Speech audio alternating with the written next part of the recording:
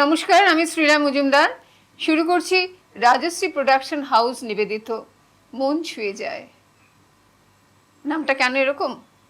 কারণ সত্যি সত্যি আমাদের অনুষ্ঠান শুনলে পরে আপনাদের মন ছুঁয়ে যাবেই, তাই। হ্যাঁ, because we have a variety. আমাদের সাথে গান আছে, কবিতা আছে, আর আড্ডা আছে, নির্ভেজাল আড্ডা। সে আড্ডা তো আমরা মারবই, কিন্তু অনুষ্ঠানটা আগে শুরু করে দিই তারপরে। আচ্ছা, আপনার নামটা বলুন। আমার নাম মধুমন্তী দাস। মধুমতি দাস, প্রথমে কি কবিতা শোনাচ্ছেন আমাদের? আমি রামচন্দ্র পালের বসন্ত উৎসব কবিতাটা শোনাচ্ছি। Very good. আসুন, প্রথমে আমরা কবিতা শুনে নিই। বসন্ত উৎসব। রামচন্দ্র পালের বসন্ত উৎসব। আমি তোমার ডাক পাইনি, আমি তোমার দুঃখী ফাগুন মাস, আমি খোয়াই প্রান্তবাসী, একা বাউল নদীর হাহুতাস। আজ ছিল দিল খোলা আবির, আজ কত কি ছিল সম্ভব। তুমি যদি আজ হতে দোল, বসন্ত উৎসব, শিমুল হতো, পলাশ হতো, কৃষ্ণচূড়া লাল। তোমার সোনা ঝুড়ির শাড়ি নেশায় বেসামাল, আবির হয়ে উঠত এমন শান্তিনিকেতন। তুমি যদি ডাক পাঠাতে, ডাকবে যে কখন? বসন্ত দিন যাচ্ছে চলে, বসন্ত দিন যায়, আবির আমার উড়ে যাচ্ছে অন্য ঠিকানায়। বসন্ত দিন যাচ্ছে চলে, বসন্ত উৎসব, আজ রাতে ঘোর পূর্ণিমা, আজ কত কিছু ছিল সম্ভব। অসাধারণ। আপনাদের কেমন লেগেছে? নিশ্চয়ই ভালো। দেখুন, আমরা বাঙালিরা কিরকম দোল দোল কথাটা মনে আসলেই, সে যতই বড় হয়ে যাই না কেন, আমাদের মনগুলো সব শিশুর মতো হয়ে যায়, তাই না? মনে হয় আবির দিয়ে একদম সবাইকে রঙিন করে দিই। আচ্ছা, এই যে কবিতাটা সিলেক্ট করলেন, এর পেছনের কারণটা কি? হ্যাঁ, এর পিছনে কারণ বলতে আমাদের মনে সবারই একটা রঙের খেলা, তো সেটা ভেবেই মনে হলো আমি ফার্স্ট বসন্ত উৎসব দিয়েই শুরু করি। খুব ভালো। পরেরটা কি ভেবেছেন? পরেরটা ভেবেছি, পরেই আমি রেখেছি রবীন্দ্রনাথকে। ওকে, তো আমি জন্মান্তর কবিতাটা করছি। শুনি। রবীন্দ্রনাথ ঠাকুরের জন্মান্তর। আমি ছেড়েই দিতে রাজি আছি সুসভ্যতার আলোক, আমি চাই না হতে নববঙ্গের নবযুগের চালক। আমি নাইবা গেলাম বিলাত, নাইবা পেলাম রাজার খেলাত, যদি পরজন্মে পারি হতে ব্রজের রাখাল বালক, তবে নিবিয়ে দেব নিজের ঘরে সুসভ্যতার আলোক। যারা নিত্য কেবল ধেনু চড়ায় বংশী বটের তলে, যারা গুঞ্জা ফুলের মালা গেথে পরে পরায় গলে, যারা বৃন্দাবনের বনে সদাই শ্যামের বাঁশি শোনে, যারা যমুনাতে ঝাঁপিয়ে পড়ে শীতল কালো জলে, যারা নিত্য কেবল ধেনু চড়ায় বংশী বটের তলে। ওরে বিহান হলো জাগরে ভাই, ডাকে পরস্পরে, ওরে ওই যে দধি মন্থ ধ্বনি উঠল ঘরে ঘরে। হ্যারো মাঠের পথে ধেনু চলে উড়িয়ে গোখুর রেণু, হ্যারো আঙিনাতে ব্রজের বধূ দুগ্ধ দহন করে। ওরে বিহান হলো জাগরে ভাই, ডাকে পরস্পরে। ওরে সাঙুন মেঘের ছায়া পড়ে কালো তমাল মূলে, ওরে পার ও পার আধার হলো কালিন্দির কুলে। ঘাটে গোপাঙ্গনা ডরে কাপে খেয়া তরির পরে, হ্যারো কুঞ্জবনে নাচে ময়ূর কলা খানি তুলে। ওরে সাঙুন মেঘের ছায়া পড়ে কালো তমাল মূলে, মোরা নবনবীন ফাগুন রাতে নীল নদীর তীরে, কোথা যাব চলি অশোক বনে শিখি পুচ্ছ শিরে, যবে দোলার ফুল রশি দিবে নিপো শাখায় কষি, যবে দক্ষিণ বায়ে বাঁশির ধ্বনি উঠবে আকাশ ঘিরে, মোরা রাখাল মিলে করব খেলা নীল নদীর তীরে। আমি হব না ভাই নববঙ্গের নবযুগের চালক, আমি জ্বালাবো না আধার দেশে সুসভ্যতার আলো, যদি ননি ছানার গায়ে কোথাও অশোক নিপের ছায়ে, আমি কোনো জন্মে পারি হতে ব্রজের গোপ বালক। আমি চাই না হতে নববঙ্গের নবযুগের চালক। বাহ বাহ, সত্যি মনটা কোথায় চলে গিয়েছিল এই মুহূর্তে। কবিতা শুনলে আমি জানি না, আমার মধ্যে একটা অন্য রকমের ফিলিং হয়। এটা মনে হয় যে কত কথা যেগুলো অজানা আছে, যে যে কথাগুলো জানি না, যে শব্দগুলো কখনো ব্যবহার করি না আমাদের প্রাত্যহিক জীবনে, সেই কথাগুলো এমন সুন্দর সাজিয়েছেন কবিতার কথার মধ্যে দিয়ে, কবিতার মধ্যে দিয়ে। সেটা সত্যি সত্যি ধরনের মানে শিক্ষা অনুভব হয়। একটা হচ্ছে একটা শব্দ যথেষ্ট শক্ত একটা শব্দর কত সহজ করে বলা যায় সেই টেকনিকটা, আর তারপরে হচ্ছে যে বাংলাও কত রকমের যে শব্দ আছে সেটাও শেখা যায়। খুব ভালো। আপনাদের কেমন লাগলো? আমার তো ভালো লেগেছে। আপনাদের? আমি জানতাম আপনাদেরও ভালো লাগবে। আচ্ছা, আমরা একটু কথা বলি এবার। সেটা হচ্ছে যে কবিতার প্রতি এই যে মানে কবিতা বলবো, কবিতা শিখবো, এই প্যাশনটা কি কোথা থেকে এলো? হ্যাঁ, এটা বলতে গেলে একমাত্র বলতে পারি প্রথম এই যে এটা আমার মায়ের অনুপ্রেরণাতেই এসেছে। ছোটোবেলায় তখন 4 বছর আমার বয়স, তো মা আমাকে কবিতায় স্কুলে নিয়ে গিয়ে ভর্তি করে দেন। তো তখন তো বুঝিনি যে কবিতাটা কেমন বা আবৃত্তি কেমন করে বলতে হয়। তো আমরা ছোটোবেলায় যেটা করেছি ছড়ার মতো করে পড়েছি। তো তারপর যখন ভর্তি হলাম সেটা জানলাম তার কত নিয়ম হতে পারে, কীরকমভাবে বলা যেতে পারে। তারপর তো বড় হওয়ার সঙ্গে সঙ্গে আমরা এটাকে আমাদের মতো করে আমাদের ভাষায় এক্স্যাক্টলি। আচ্ছা, এই যে কবিতার আজকাল একটা মানে নতুন ফ্যাশন হয়েছে যে না কবিতা সেটাকে কবিতাতে ফরমেট করা। সেটা কি চ্যালেঞ্জ বলে মনে হয় না? একদম। কোনো একটা গল্প, ছোট গল্প, সেটাকেও কিন্তু কবিতা হিসেবে করা যায়, ওই ফর্মেও করা যেতে পারে। এটা হচ্ছে এখন এটা হচ্ছেও। বাচিক শিল্পীদের এটাই মানে কি বলবো, যে এই টেকনিক্যালিটিগুলো যদি কণ্ঠস্থ হয়ে যায় তাহলে খুবই সুবিধে। তার কারণ হচ্ছে যে একটা কবিতাকে আমি গল্পের ফর্মে বলতে পারি, একটা কবিতাকে কবিতার ফর্মে বলতে পারি, আবার একটা কবিতাকে পদ্যের ফর্মে, পদ্য বললাম কিন্তু গল্প বলিনি, পদ্যের ফর্মে করা যেতে পারে। তো এই ধরনের এক্সপেরিমেন্টগুলো আজকাল হচ্ছে। আপনি কি এটাকে অ্যাপ্রিসিয়েট করেন? করি, ভীষণভাবেই করি। তো আমি এরকম ভেবেওছি আজকে একটা করব। Very good. আর এটা কি আপনার মানে জীবিকা? জীবিকা, ভালো লাগা, ভালোবাসা সবটাই। ঠিক, খুব ভালো। ঠিক আছে, আমরা পরের কবিতায় যাব। তার আগে আমরা একটা ব্রেক নিয়ে নিচ্ছি। ব্রেকের পর ফিরে আসবো।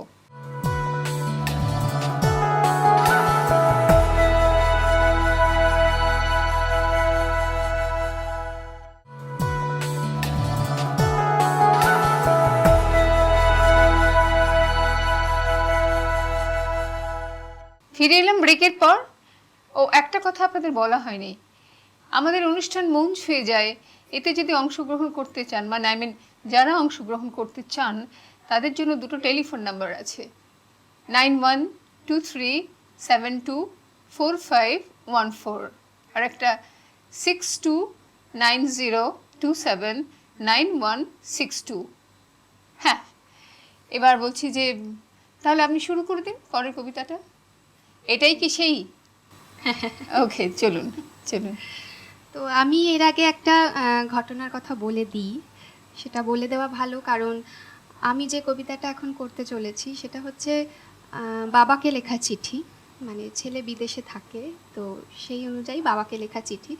তো আমি এই কবিতাটা পেয়েছি, আমার এক কাকু ছিলেন, তো তিনি ভীষণ আমার কবিতা শুনতে ভালোবাসতেন। তো উনি বলেছিলেন যে আমি তোকে কবিতা দেব, তুই কবিতাটা করবি। তো এই শ্রীচরণেষু বাবা কবিতাটা উনি মারা যাওয়ার ঠিক একদিন আগে আমাকে দিয়েছিলেন। বাহ, তো সেটার আমি লেখক এখনও অবধি অনেক মানে সার্চ করেছি, যাই বলুন না কেন সবই করেছি, কিন্তু আমি এখনও অবধি লেখক খুঁজে পাইনি। তাই আমি এই কাকুরই কবিতাটা হবে আপনার। হতে পারে, কারণ আমি তো জেনে উঠতে পারিনি একদম যে কার লেখা, তাই ওনাকে উৎসর্গ করে আজকে এই কবিতা। বেশ। বাবাকে লেখা চিঠি। শ্রীচরণেষু বাবা, কাল অনিমেষ কাকুর ফোনে জানলাম তুমি আর মা নাকি অত্যন্ত মানসিক বিষাদে ভুগছ, আর সেই কারণেই নাকি মা আজকাল ঘন ঘন নানা রকম অসুখ বিসুখে ভুগছেন। তোমারও শরীর বিশেষ ভালো না। স্কাইপে না, মা আমাকে সাক্ষাৎ সামনে পেতে চান।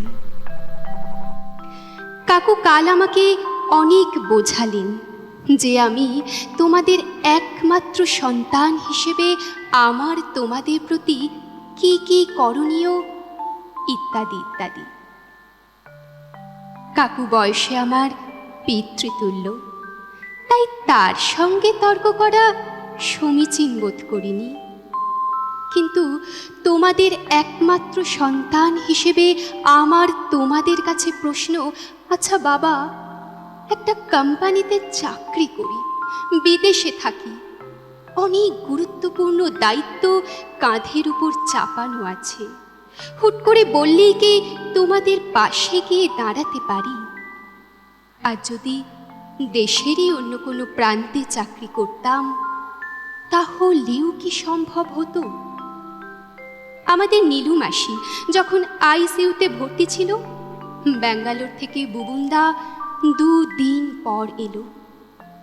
সেদিন সকালেই নীলু মাসি ইহলোকের মায়া কাটিয়ে চলে গেছে। বেচারা বুবুন্দাকে কত বাক্যবান শুনতে হয়েছিল, তার সাক্ষী ছিলাম ক্লাস 12-এর ছাত্র আমি। কান্ট্রি ম্যানেজার বুবুন্দা অপরাধীর মতো বলেছিল, কি করি বলো তো?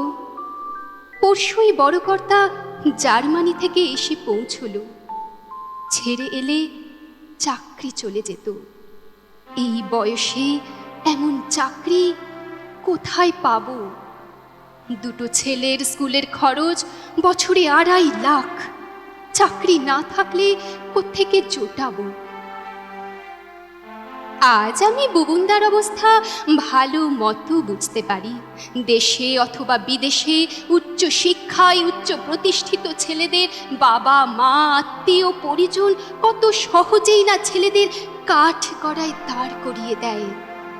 অকৃতজ্ঞ, স্বার্থপর, আরো কত সুন্দর সুন্দর তকমা আমরা পাই। আচ্ছা বাবা, তোমার মনে পড়ে আমি কোনো পরীক্ষায় রেজাল্ট খারাপ করলে তুমি আর মা কি বলতে? বলতে, হবে হরিপদ কেরানির মতো কোনো একজন, জুতোর শুকতালাক হয়ে যাবে সংসারের ঘানি ঘোরাতে ঘোরাতে। এখন মনে হচ্ছে না হরিপদ কেরানি হলেই ভালো হতো, ছেলেটা কাছে থাকতো। তোমরা বাবা মায়েরা ছোটবেলা থেকে সন্তানকে ঘিরে মনে মনে উচ্চাকাঙ্ক্ষার বীজ বুনবে। সন্তানের সাফল্যে আত্মীয় পরিজনের সামনে গর্বে বুকের ছাতি ফুলে উঠবে। আবার তোমাদের স্বপ্ন সফল করেই যখন আমরা সাহেবদের দেশে মোটা মোটা ডলার কামাতে আসি, সেই তোমরাই তখন আমাদের তিরস্কার করো। সবাই বলে অমুকের ছেলে আমেরিকায় থাকে, দেশে পুরো বাপ মায়ের কথা ভুলেও ভাবে না। ভুল, ভুল। সন্ধ্যের অস্তগামী লাল সূর্যটা মায়ের কপালের লাল টিপের কথা মনে পড়িয়ে দেয়। কোনো বাড়ির সামনে বসে থাকা নিঃসঙ্গ বৃদ্ধ মানুষটাকে দেখলে আমার নিজের বাবার কথা মনে হয়। আমেরিকার বার্ধক্য জীবন আমাদের দেশের থেকেও করুণ, অস্বীকার করব না। গোপন অপরাধ বোধ মনের গভীরে কোথাও তো কাজ করে। এর চেয়ে হরিপদ কেরানি হলেই বোধ হয় ভালো হতো। কিন্তু নামি কোম্পানির এমডির ছেলে হরিপদ কেরানি? মা বলতো, না, একটা মোটে ছেলে তুই আমাদের। তুই যদি মানুষ না হোস তাহলে লোকের কাছে মুখ দেখাতে পারবো না। মানুষ হওয়া বলতে সোজা কথায় মিডিওকার থেকে উপরে উঠে এসে বিশেষ কিছু করা, যাকে বলে ছেলে মানুষ করা। তাই তো বাবা, আমি আর আমার মতো হাজার হাজার সন্তান এমন উচ্চাকাঙ্ক্ষার যুপকাষ্ঠে বলি চড়ছি, আবার আমরাই পরে বেঈমান আখ্যা পাচ্ছি। সুবিমল কাকুর ছেলে শুভ আটলান্টায় থাকেন। গেল হপ্তায় শুভর মা মারা গেলেন। বেচারা একটা প্রজেক্টের শেষ পর্যায়ে সে আটকে আছে 1 মাস ধরে। নাওয়া খাওয়া ভুলে গেছে। ভারতীয় মুদ্রায় 500 কোটি টাকার প্রজেক্ট। শুভ ফোনে হাউ হাউ করে কাঁদছিল মা মারা যাওয়ার পর যেতে পারল না বলে। ওর যেতে যেতে শ্রাদ্ধের সময় হয়ে যাবে। ওর বস ওকে বলেছে তাও 3-5 মধ্যে ছেড়ে দেবে। শুভর কষ্ট তোমরা যারা দেশে আছো বুঝবে না।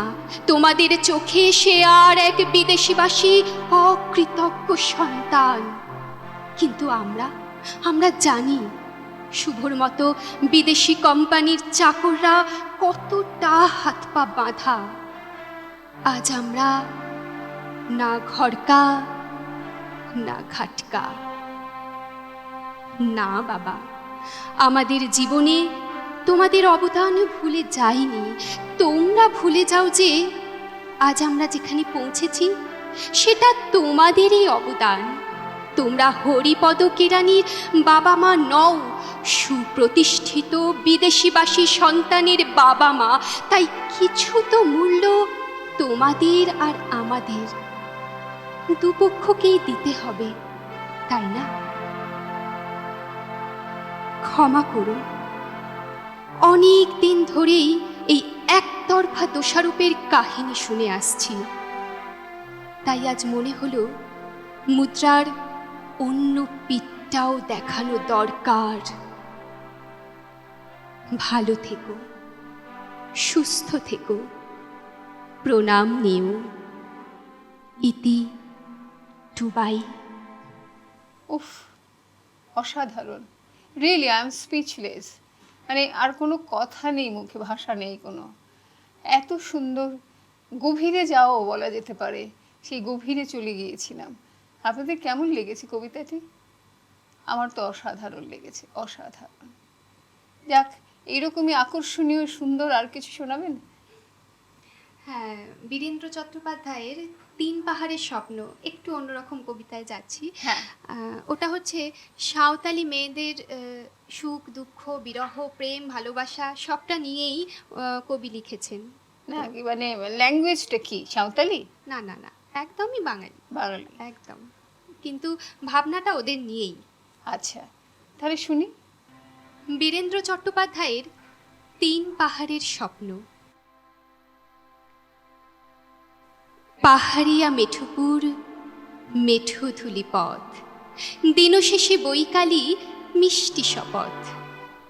মোহনিয়া বন্ধুরে আমি বালিকা, তোর লাগি গান গাই গাঁথি মালিকা।